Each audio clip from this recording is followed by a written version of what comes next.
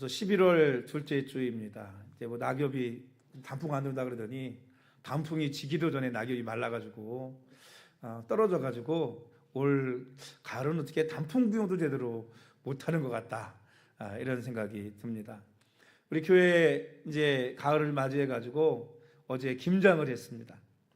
생각해 보니까 지금까지 한 김장 중에서 가장 조금 가장 적은 양의 김장을 한 것 같아요. 어제 5박스 100kg 담았거든요. 근데 김장을 언제부터 했나 생각해 보니까 저 마전중에 우리 지하교회에 있을 때는 김장을 한 적이 없는 것 같아요. 지하교회에서. 근데 우리 이쪽으로 이사를 와가지고 온 후에 우리 마송에서 큰형님이 농사를 지으면서 김장 안 담그냐? 그러면서 배추, 무 뭐 이런 김장 재료 있잖아요.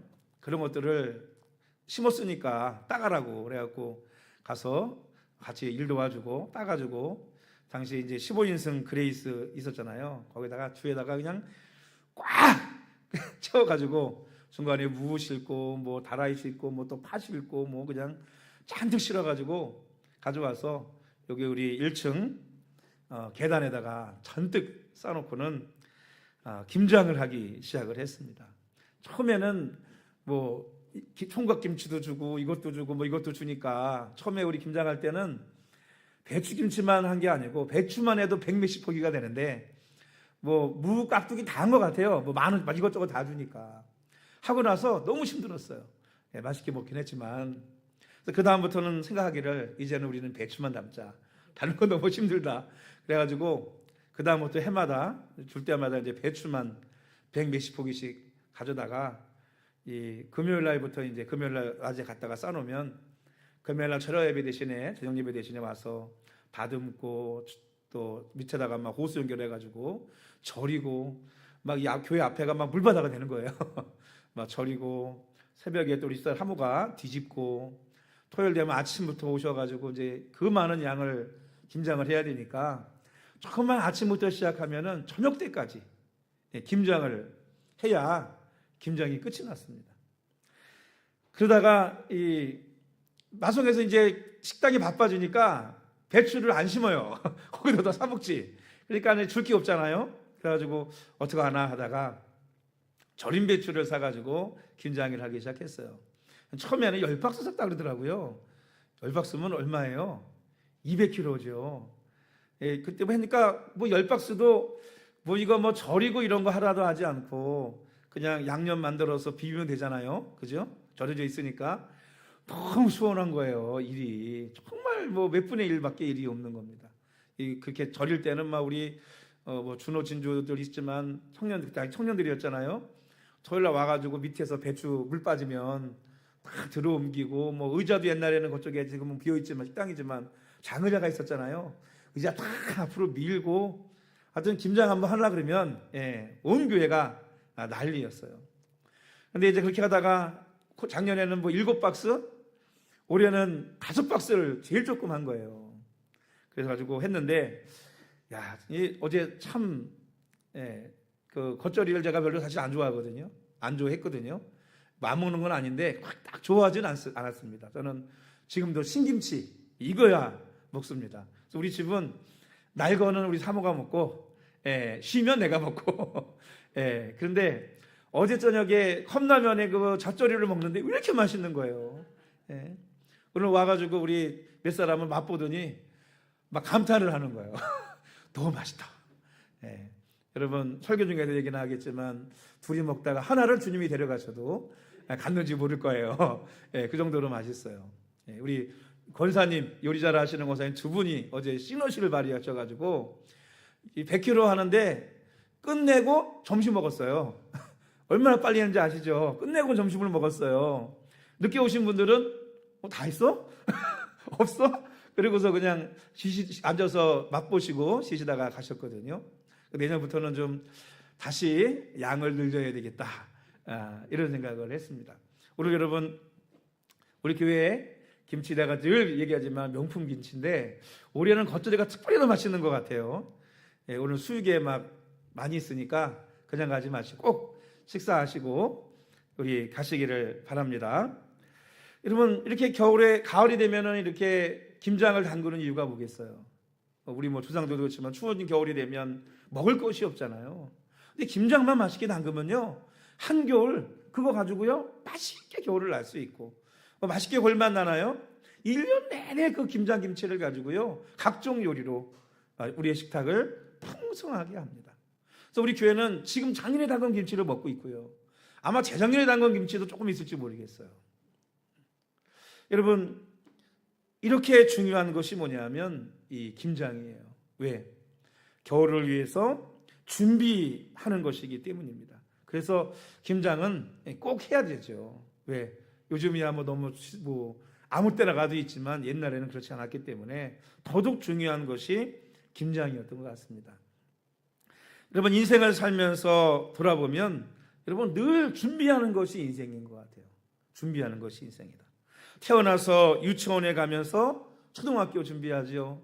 초등학교 가고 나면 중학교 되죠. 준비하죠. 중학생이 되고 나면 또 고등학교 준비하죠. 고등학생이 되고 나면 뭐 준비해요? 대학을 가든 취업을 하든 또 뭐 했냐면 준비를 해야 돼요. 대학을 갔다고 그래서 끝이냐? 졸업하고 나면 또 준비를 해야 됩니다. 대학원을 가든 취업을 또 가든. 여러분, 취업해가지고 살아가면 끝인가요? 또 아니에요. 취업하고 돈 벌기 시작하면 또 결혼을 준비해야 되고요. 또 결혼을 준비하고 하고 나서 아이들을 낳으면 또 아이들을 위해서 이것저것 또 준비해야 되고. 끊임없는 게 뭐냐? 이 준비하는 거예요. 나이가 늙으면 또 노년을 위해서 뭐 해야 돼요? 준비해야 돼요. 여러분, 노년을 위해서 준비하고 계십니까? 우리 성도님들 노년을 위해서도 준비하시기 바랍니다. 할렐루야. 준비하셔야 돼요. 제가 우리 목사님들하고 이렇게 얘기하다 보면요, 야, 은퇴 후에 뭘 어떻게 살아갈 건지 준비하신 분들이 없어요, 거의. 뭐 큰 교회야 뭐 은퇴비도 드릴 거고 집도 사드릴 거고 차도 사드리겠죠, 그죠? 또 원로 목사님이 되시면 매달 일정한 월급도 조금씩 나와요, 큰 교회는. 근데 작은 교회 목사님들은 은퇴하고 나면 뭐가 있나요? 있어요, 없어요? 아무것도 없어요. 아무것도 없습니다. 근데 준비된 게 아무것도 없는 분들이 너무 많더라고요. 여러분들은 직장 다니니까 국민연금이라도 들잖아요, 그죠? 그 국민연금이라는 게 노년을 준비하는 거 아니겠어요? 목사님들은 국민연금도 없어. 하다못해 국민연금도 없습니다. 그래서 오죽하면 총회에서 총회연금 만들면서 뭐 이 총회에서 만드는 연금들이 많잖아요. 근데 총회도요 연금이 점점 줄어요. 왜?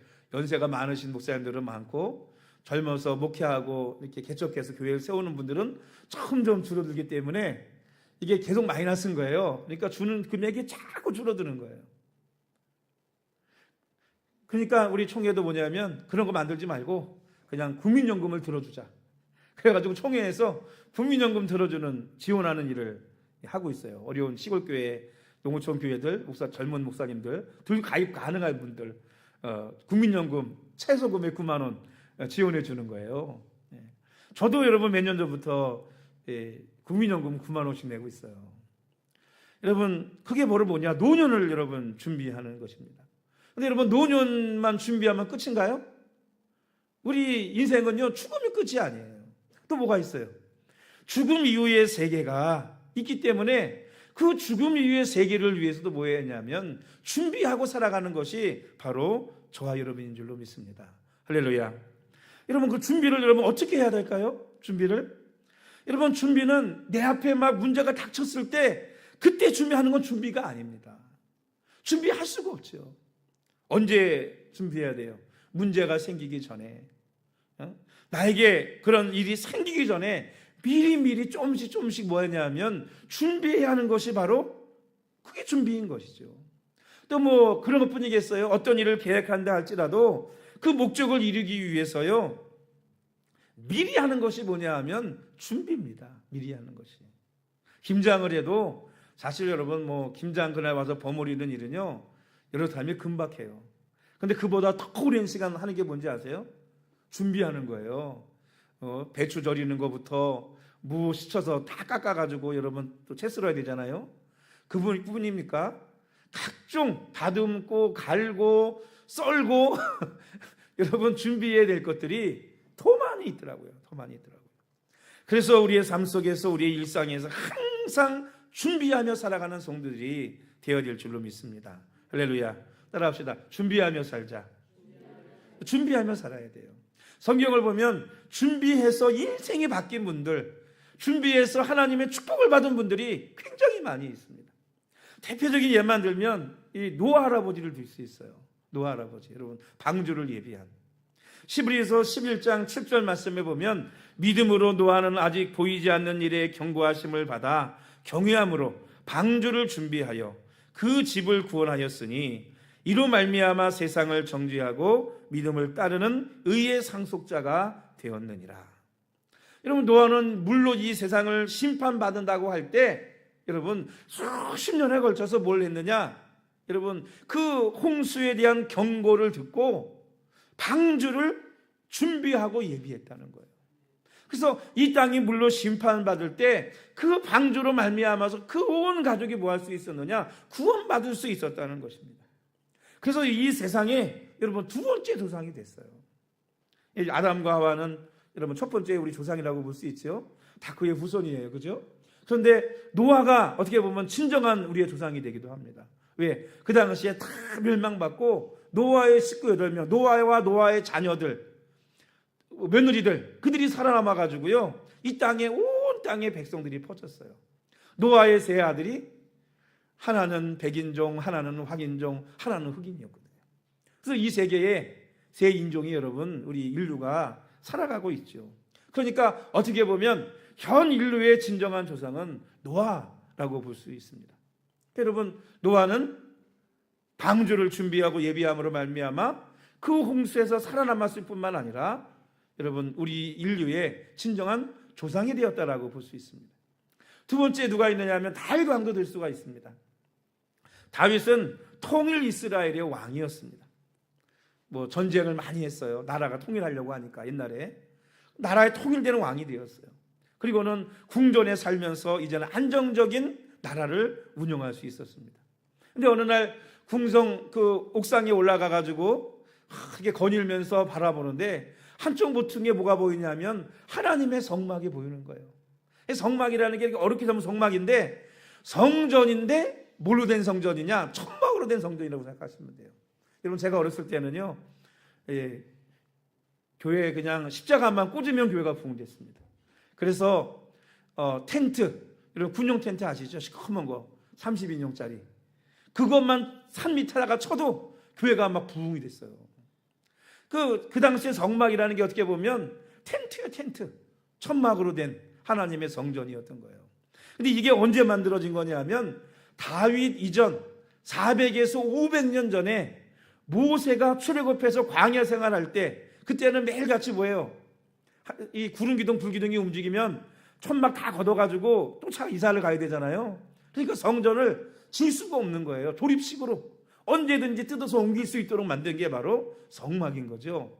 근데 400년 500년 후에 가나안에 들어가서 가나안을 정복하고 그 땅에 이스라엘 나라를 세웠을 뿐만 아니라 통일 왕국을 이루어가지고 강대한 나라가 되었음에도 불구하고, 그래서 이스라엘의 왕은 왕궁에 사는데 진정한 이스라엘의 왕이었던 하나님은 어디 계셨다고요? 500년 동안이나 아직도 천막이 있는 거예요. 천막. 그 모습을 다윗이 보니까 얼마나 여러분 죄송스럽고 하나님 앞에 부끄럽습니까? 내는 하나님의 종이라고 맨날 고백하면서 좋은 왕국에 사는데 성장 주인이신 하나님은 어디 계신 거예요? 천막에 모시고 있는 거예요. 그래서 이 다윗이 하나님 앞에 성전 건축할 마음을 먹습니다. 선지자에게 얘기를 하니 선지자가 왕의 뜻대로 하십시오. 그런데 하나님께서 뭐 하셨느냐면 거절하셨어요. 왜 거절했느냐? 이 성전이 정말 하나님이 받으실 만한 성전이 되기 위해서 네가 아니라 네 아들을 통해서 건축하게 하겠다라고 말씀하세요. 왜냐하면 다윗은 아까 통일하기 전쟁을 많이 해가지고 사람을 많이 죽였잖아요. 그러니까 사람을 많이 죽인 네가 건축하기보다는 네 아들이 건축하는 게 좋겠다. 그래가지고 다윗의 성전 건축을 거절합니다. 그러니까 근데 다윗이 포기했느냐? 여러분, 포기하지 않았어요. 여러분, 성전 건축도요 하려면요 얼마나 많은 뭐가 들어갈까요? 자재와 비용이 얼마나 많이 들어갑니까?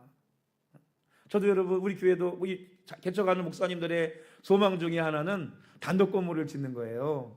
저도 솔직히 단독 건물 짓고 싶죠. 맨날 여기 막 엉망으로 쓰고 뭐 그냥 뭐 어쩌고 저쩌고 말도 많고 사실은 골치 아픈 일들이 많거든요. 근데 하나님 앞에 저는 그럽니다. 하나님, 저는 성전 건축 짓는다 고생하고 싶지 않아요. 최소한 절반은 갖고 있어야 현금으로, 그렇잖아요. 예? 그래야 건축을 하지. 최소한. 없이 저는 하고 싶지 않습니다. 왜? 없이 이거 해서 고생하는 분들 엄청 많이 보거든요. 예, 옛날에는 건축만 하면 성도들이 몰려왔으니까 감당이 됐지만 요즘은 여러분 그런 시대가 아니거든요. 어쨌든 간에 그 다윗이 어떻게 했느냐 하면 포기하지 않고 내가 건축을 할 수 없지만 건축할 준비를 내가 다 해놓겠다. 그래가지고요 성전 건축에 필요한 모든 자재들을 사 모으기 시작했고요. 성전 건축에 필요한 모든 비용들을 다 마련하기 시작했습니다. 그리고 심지어 하나님 앞에 기도해가지고요 성전 건축을 어떻게 해야 됩니까? 그래가지고 성전 건축의 설계도 다 정말 섬세하게 뭐 하나가 얼마나 무게로 만들어서 얼마나 크기로 만들어야 되는지 그걸 다 뭐냐 하면 설계도까지 다 만들어서 솔로몬에게 물려줍니다. 그러니까 어떻게 보면 다윗이 솔로몬에게 준 가장 큰 유업은 여러분 이 성전을 건축할 수 있는 설계도라고 볼 수 있습니다. 이것을 다윗은 뭐라고 그랬냐면 역대상 28장에 보면 여호와의 손이 내게 임하여 이 모든 일의 설계를 그려 나에게 알려주셨느니라 이렇게 말씀하고 있습니다. 그러니까 이 설계도는요 누가 주신 거예요? 하나님이 주신 거예요. 하나님이 다윗의 손을 움직이셔가지고요 설계도를 그려주셨다는 거예요. 그래서 여러분 이 성경을 히브리서나 읽다 보면 이 땅의 성막이나 모든 예식이 다 어디에 거의 모델이냐면 하늘에 있는 것의 모형입니다. 그래서 저도 얼마 전에 깨달은 것이 하나 있어요. 여러분 생각하면 우리가 하늘나라 그러면 늘 뭐만 생각해요? 천국만 생각하잖아요, 그죠? 근데 여러분 천국에 하늘나라에 천국만 있을까요? 물론 천국이 하늘나라고 하늘나라 천국인데 그 하늘에 하나님의 계신 그곳에 천국만 있을까요? 저도 늘 그 생각을 했는데 아니더라고요. 성경을 보다 보니까 성경을 보면 하나님의 성전에는 뭐가 없느냐? 하나님의 성전이 없어요. 근데 히브리서나 계시록에 보면요 요한 사도도 그렇고 히브리서에도 그렇고 하늘이 열리고 뭐가 보여요? 하나님의 성전이 보이고 하나님의 성전 안에 성소가 보이고 그 안에 언약궤가 보이거든요. 히브리서에는 예수님께서 손으로 짓지 않는 성소에 들어가셔서 거기 자기 풀을 뿌렸다고 말씀하고 있어요. 그래서 보면 하늘에 여러분 천국만 있는 것이 아니고 천국은 지금 지어져 가고 있잖아요. 뭐가 있느냐? 여러분 하나님의 성전이 있습니다. 그리고 뭐가 있는지 아세요? 또 하나님의 보좌가 있어요. 욥기에도 그렇고 계시록에도 보고 뭐가 나와요? 하나님의 보좌가 보이고 그 앞에 쫙 천사들이 서 있고 뭐 12 장로들이 있잖아요. 그게 뭐냐? 하나님의 보좌가 있는 거죠. 그래서 하늘에 있는 그 성전의 모형대로 뭐냐 하면 다윗이 이 땅에 성전의 모습을 그대로 본떠서 뭐냐 하면 만들게 된 것입니다. 이 다윗은요 성전 건축에 철저히 준비했어요. 솔로몬이 성전 건축할 때 뭐하지 않도록 어려움이 없도록 부족한 것이 없도록 그래가지고 여러분 아름다운 성전을 솔로몬이 건축할 수 있었는 줄로 믿습니다. 여러분 이렇게 다윗으로 인해서 철저히 하나님의 성전을 준비하고 건축한 그 과정이 여러분 어떻게 됐을까요? 하나님이 솔로몬에게는 물론 전에도 없고 후에도 없는 축복을 주셨죠. 근데 다윗의 왕가에 그 일가에 어마어마한 하나님의 축복과 은혜를 부어주신 것을 오늘 우리는 알 수 있는 것입니다. 여러분 누구든지 간에요 준비된 자가 쓰임받고 준비된 자가 복을 받는 줄로 믿습니다. 여러분 준비되어져 있을 때 어려운 문제도 해결될 수 있는 줄로 믿습니다. 우리 준비하는 성도들이 되시기를 축원합니다. 우리 44절 말씀 한번 읽어보겠습니다. 44절 시작. 이러므로 너희도 준비하고 있으라. 생각하지 않은 때에 인자가 오리라. 오늘 본문에는요 특별히 예수님이 오실 그날을 생각하고 너희는 뭐하라? 준비하고 있으라 이렇게 말씀하고 있습니다. 여러분 항상 준비하는 성도들 되시기 바랍니다. 우리 삶에도 미래를 위해서 사업을 하나도 준비를 해야 되고 대학을 하나 가도 준비해야 되는데 더더욱이 하나님의 나라를 가기 위해 준비해야 되고 주님이 다시 오실 때 그 주님을 만나기 위해서 오늘 저와 여러분은 준비된 성도들이 되어야 될 줄로 믿습니다. 다시 오실 예수님을 만나기 위해 준비하는 성도를 오늘 본문은 충성되고 지혜로운 종이라고 그렇게 말씀하고 있습니다. 우리 한번 45절 6절 말씀 읽어볼까요? 시작. 충성되고 지혜 있는 종이 되어 주인에게 그 집 사람들을 맡아 때를 따라 양식을 나눠줄 자가 누구냐? 주인이 올 때에 그 종이 이렇게 하는 것을 보면 그 종이 복이 있으리로다. 여러분, 충성되고 지혜로운 종은 어떤 종이냐? 양식을 따라 그 주인이 올 때에 그 종이 양식을 따라 이렇게 나눠주는, 때를 따라 나눠주는 자가 지혜로운 자고 충성된 자고, 이런 종일 주인이 올 때 뭐냐면 복이 있다는 거예요. 여러분, 좀 이 내용이 좀 어려운 것처럼 보일 수 있는데 쉽게 생각하면 그렇습니다. 그러면 옛날에는 참 이 먹고 사는 문제가 쉽지 않아요, 그죠? 지금이야 뭐 먹고 사는 문제 때문에 어려운 집은 없잖아요. 얼마나 참 먹는 자가 문제지 먹을 것이 없지는 않습니다. 근데 옛날에는 참 하루하루 먹고 사는 게 참 어려웠던 거예요. 그럴 때 여러분, 어떤 아버지가 지혜로운 아버지가 있으면 이 아버지는 어떤 지혜로운 아버지겠어요? 봄, 여름, 가을, 겨울 때를 따라서 그때에 먹을 것을 준비해가지고 그 양식을 자녀들에게 나눠줄 수 있는 부모는 어떤 부모예요? 지혜로운 부모죠. 그런데 악한 부모, 어리석은 부모는 어떤 부모예요? 때를 따라 그 양식을 준비해서 나눠주지 못하는, 먹이지 못하는 부모가 어리석고 악한 부모인 것입니다. 하나님께서 말씀하시는 게 바로 이거예요. 때를 따라서 그 필요를 각자에게 채워줄 수 있는 사람이 지혜로운 사람이고 충성된 사람이고, 그가 바로 뭐냐? 미리 준비하는 사람이라는 것입니다. 하다못해 농사를 줘도 어때요? 농사 씨 뿌려놓고 버려두면 어떻게 되죠? 곡식은 없고 잡초만 무성해집니다. 그런데 때를 따라 계속 관리하고 그 철마다 계속 채소를 심는 사람은 어때요? 계속 철을 따라서 뭐죠? 양식을 거기서 얻어가지고 풍성한 식탁을 맞이할 수 있는 것입니다. 즉 무슨 얘기냐 하면은요, 여러분, 늘 우리의 삶에 늘 범사에 항상 뭐하며 살라는 거예요? 준비하며 살아가라는 것입니다. 주님이 언제 오실지 모르니까. 한 여행자가 스위스에 가서 아름다운 호숫가에 있는 좋은 별장을 보게 되었습니다. 추는 문에 있는 배를 눌렀더니 나이가 많은 관리인이 나왔어요. 별장을 좀 구경할 수 있겠습니까? 그랬더니 들어오라고 해서 별장을 구경하는데, 이 별장이 얼마나 아름답게 깨끗하게 꾸며져 있고, 앞에 정원은 얼마나 아름답게 가꾸어져 있고, 나무들은 얼마나 손질되게 깔끔하게 되어져 있는지 몰라요. 그래서 여기서 몇 년 동안이나 계셨습니까? 물어봤더니 무려 24년을 있었다는 거예요. 별장 주인은 자주 오시나요? 그랬더니 그동안 4번 왔대요. 4번. 네 번째 마지막 다녀가신 게 언제 하냐 그랬더니 12년 전이랍니다. 12년 전. 24년 동안 주인이 4번 왔고 마지막 다녀간 지가 12년 됐는데, 이 관리인은 지금도 변함없이 항상 언제 주인이 올지 모르니까 관리를 깨끗하게 하고 있는 거예요. 여러분, 이것이 바로 우리 그리스도인들이 다시 오실 예수님을 기다리는 자세라고 볼 수 있습니다. 여러분, 주님 언제 오실는지 알 수 없습니다. 그죠? 그런데 준비하지 않고 있다 주님 오시면 어떻게 되죠? 게으른 종, 악한 종이라고 책망을 받게 될 것입니다. 그러니 여러분, 때를 따라 양식을 나눠주는 지혜로운 사람처럼 늘 그때마다, 여러분, 이게 무슨 얘기겠어요? 인생을 살아가다 보면 때로는 시험에 들 일도 있고, 때로는 믿음 잃어버릴 일도 있고, 여러 가지 환경과 여건이 여러분 겹칠 때가 많이 있어요. 특히 여러분, 시험 드는 분들의 대부분은요, 작은 문제 같지만 2가지, 3가지가 겹쳐서 한 번에 올 때 여러분 넘어질 때가 많더라고요. 그리고 여러분, 잘 아는 거를 하면 안 넘어지지.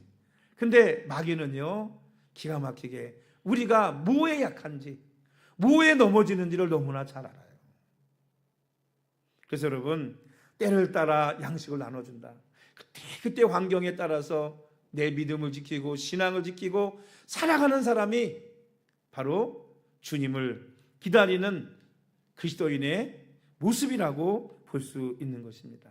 사랑하는 성도 여러분, 매일 자녀들이 양식 나눠주듯이 매일 농사 지으면서 곡식을 키우는 사람처럼 늘 매일같이 준비된 그 준비하는 그런 신앙인들의 모습 속에서 자신의 믿음을 지키고 든든하고 아름답게 세워져 갈 수 있는 성도들이 되시기를 주님의 이름으로 축복합니다. 여러분, 이렇게 살아가게 될 때 뭐라고 말씀하고 있죠? 우리 47절 말씀을 한번 다 같이 읽겠습니다. 47절 시작. 내가 진실로 너에게 이르노니 주인이 그의 모든 소유를 그에게 맡기리라. 이렇게 충성되고 준비된 사람에게는 주인이 그 모든 소유를 다 맡긴다는 거예요. 그 모든 소유가 뭐냐? 여기서 천국이라고 볼 수 있습니다. 준비된 사람에게 하나님 뭘 주신다? 천국을 소유하게 하신다라고 말씀하고 있는 거예요. 그런데 반대로 여러분, 악한 종은 어떻죠? 악한 종? 우리 48절 49절 말씀을 읽어보겠습니다. 48절 49절 시작. 만일 그 악한 종이 마음에 생각하기를 주인이 더디 오리라 하여 동료들을 때리며 술친구들과 더불어 먹고 마시게 되면, 이 악한 종은 여러분 여기서 보면 어떤 종이에요? 평소에 준비하지 않고 살아가는 종이 악한 종인 거예요. 여러분, 청지기를 말하는 청지기가 자기 주인의 재산을 다 관리하고 여러분 잘 가꾸고 재산을 증식해야 되는데, 주인이 외국 나가서 언제 나올지 몰라. 아까처럼 지혜롭고 충성된 저처럼 주인이 언제 올지 모르지만 내 것처럼 잘 준비되어져 있어가지고 깨끗이 관리하고 믿음 지키고 아름답게 가꿔놓고 있어야 되는데, 그게 아니라 왜요? 언제 올지 모르는데 올 때쯤 되면 내가 준비하면 되지. 그리고는 종들 막 때리고 괴롭히고 자기 마음대로 자기가 주인 것처럼 행사하면서 친구들 불러서 맨날 주인의 돈으로 술 파티하고 술잔치 벌이는 거예요. 그리고 허랑방탕한 삶을 살아가는 거죠. 이런 종을 뭐라고 얘기한 거예요? 악한 종이다, 이렇게 말하고 있는 것입니다. 여러분, 가끔 전도하다 보면 그런 분들이 있어요. 죽기 전에 하면 예수 믿으면 되는 거 아니야. 제 친구 중에도 한 놈 그런 놈이 있었거든요. 죽기 전에 예수 믿으면 되지. 세상 좋은 게 얼마나 많은데 막 즐기고 놀다가 살다가 죽기 전에 예수 믿고 구원 받으면 되지, 이렇게 얘기를 하는 분들이 있어요. 여러분, 죽기 전에 내가 언제 죽을지도 모르고 그렇잖아요. 여러분, 언제 무슨 일로 갈지도 모를 뿐더러 갑자기 내가 예수를 믿는다고 한들 여러분, 믿음이 갑자기 뚝 생기겠습니까? 갖고 얘기하면 여러분 같으면 하나님이 그래? 믿음 확 주시겠어요? 여러분, 내 마음대로 되는 것이 아닙니다. 그러니까 어떻게 해야 돼요? 늘 평소에 기도 생활하고 기도 생활도 하고 믿음 생활도 하고 예배도 드리고 그러면서 평소에 뭐 해야 되느냐? 주님 만날 믿음에 준비해야 되고, 평소에 하나님이 내 삶을 언제 보실 수 있도록 여러분 평소의 삶의 자세를 가지고 여러분 준비하는 삶을 살아야 한다는 것입니다. 뭐 그때 가서 예수 믿으면 되지, 그렇게 돼서 예수 믿고 구원받은 사람을 본 적이 없는 것 같아요. 여러분, 안 그렇습니까? 믿어져요? 하루아침에? 안 되잖아요. 우리 50절 51절 말씀 읽겠습니다. 시작. 생각하지 않은 날 알지 못하는 시각에 그 종의 주인이 이르러 엄히 때리고 외식하는 자가 받는 벌에 처하리니 거기서 슬피울며 이를 갈리라. 여러분, 우리 회사 운영하시는 분들 생각해 보세요. 일꾼 시켜놨더니 맨날 깨만 부려요. 그리고 주인이 잠시 외출을 하면요, 일 안 하고 놀다가 주인이 오면 그때 뭐 하는 척해요? 일하는 척해. 여러분, 그런 종업원을 쓸 여러분 주위 사장님이 계실까요? 어떤 사람을 써요? 주인이 보나 안 오나, 있으나 없으나 열심히 일해주는 종업원 쓰지 않겠습니까? 여러분, 하나님 말씀하시는 거예요. 생각들이 그렇게 허랑방탕하게 살다가 준비하지 않고 살다가 생각하지 않은 날, 알지 못하는 날에 주님이 턱하니 오셨어요. 그때 내가 믿음 가져야지 예배 드린 척 해봐도 하나님이 이미 그가 외식하시는 걸 뭐 하세요? 다 아신다는 거예요. 그래서 그가 받을 벌에 처한다는 거예요. 그래서 슬피 울며 이를 갈미 있으리라. 어디를 말하는 거예요? 지옥을 얘기하는 거예요. 지옥. 슬피 울며 이를 갈리라. 바로 지옥에 떨어지게 된다고 하는 것을 말씀해주고 있는 것입니다. 사랑하는 성도 여러분, 준비하고 계십니까? 여러분 노년을 안 하신 분들은 노년을 위해서 준비해야 돼요. 그죠? 젊은 청년들은요, 결혼을 위해서 준비를 해야 돼요. 준비하지 않고 안 되는 거예요. 더더욱 우리가 준비해야 될 게 뭐예요? 죽음 이후의 세계, 주님 만날 준비. 여러분, 저와 여러분들이 해야 될 줄로 믿습니다. 언제 해요? 평소에 미리 신앙생활, 믿음생활을 통해서 미리 해야 되는 거예요. 그래서 25장 그 다음 장에 딱 처음에 나오는 얘기가 뭐예요? 열처녀의 비유 아닙니까? 5 미련한 처녀는 기름 준비 안 했다가 쫓겨났고, 지혜로운 5 처녀는 기름을 예비로 더 준비해 놨다가 어떻게 했어요? 신랑이라다 그럴 때 주님을 맞이할 수, 남편을 맞이할 수 있지 않았습니까? 이와 같이 너희도 뭐해라? 준비하고 있으라 라고 이렇게 말씀하고 있습니다. 매사에 항상 매일 농부가 매일같이 곡식과 채소를 가꾸며 때에 맞게 물과 비료 등을 주는 것처럼, 노아가 수십 년 동안 홍수 심판의 때를 위하여 방은주를 예비한 것처럼, 다윗이 자신의 아들의 때에 건축한 성전을 위해서 미리 모든 준비를 한 것처럼, 항상 미래를 위해, 주님 만난 날을 위해 준비하며 살아갈 수 있는 그런 우리 모든 성도들이 되시기를 주님의 이름으로 축원합니다. 우리 다시 한번 따라합시다. 준비하며 살자. 기도하겠습니다.